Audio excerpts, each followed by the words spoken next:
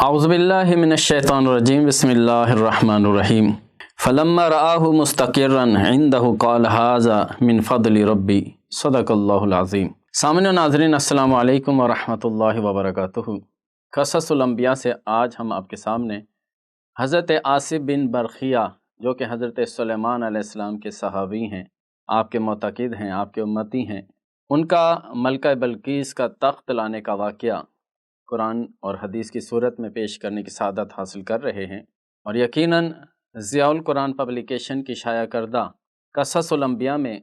یہ تمام قصہ تفصیلاً موجود ہے اور لائق مطالعہ ہے۔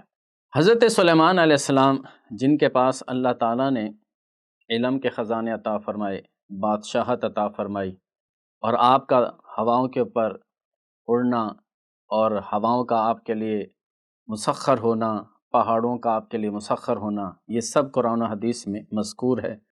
آپ کے پاس یہ طاقت تھی کہ آپ ہواؤں کے دوش پر بہت طویل سفر جو ہے بہت کم مدت میں طے کر لیا کرتے تھے، لیکن اللہ تعالیٰ کی حکمت اور مشیت ہے کہ اللہ تعالیٰ اس سے بھی آگے کی بات لوگوں پر ظاہر فرما دیتا ہے۔ اور ہوا یہ کہ جب ملکہ بلقیس آپ کی دعوت پر سلیمان علیہ السلام کے پاس آ رہی تھی تو آپ نے چاہا کہ اس کا تخت اس کے آنے سے پہلے حاضر کیا جائے،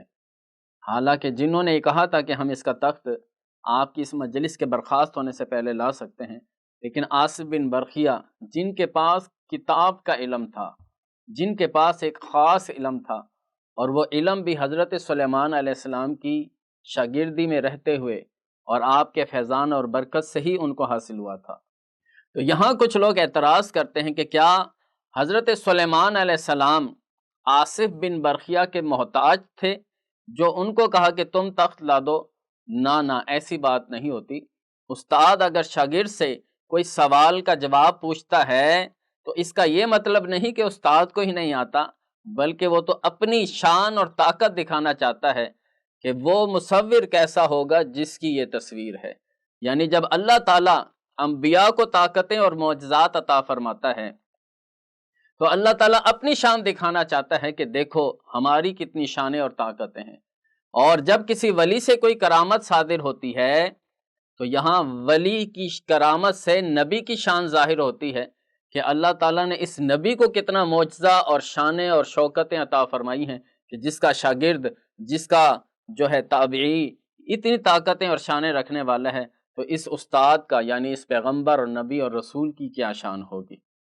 قرآن کہتا ہے کہ سلیمان علیہ السلام نے حکم دیا کہ نکروا لہا عرشہا، کہ ملکہ بلقیس کے تخت کو، اس کی حیت کو تھوڑا سا چینج کرو تاکہ جب وہ آئے تو سرپرائز ہو جائے، حیران ہو جائے کہ یہ تخت تو میرے ہی تخت جیسا ہے لیکن اس کی شکل بھی تبدیل ہے۔ تو جب وہ ملکہ بلقیس آئی سلیمان علیہ السلام کے پاس تو آپ نے اس سے سوال کیا کہ ہاکذا عرشک، کیا تیرا تخت ایسا ہی تھا؟ کہنے لگی کہ انہ ہوا،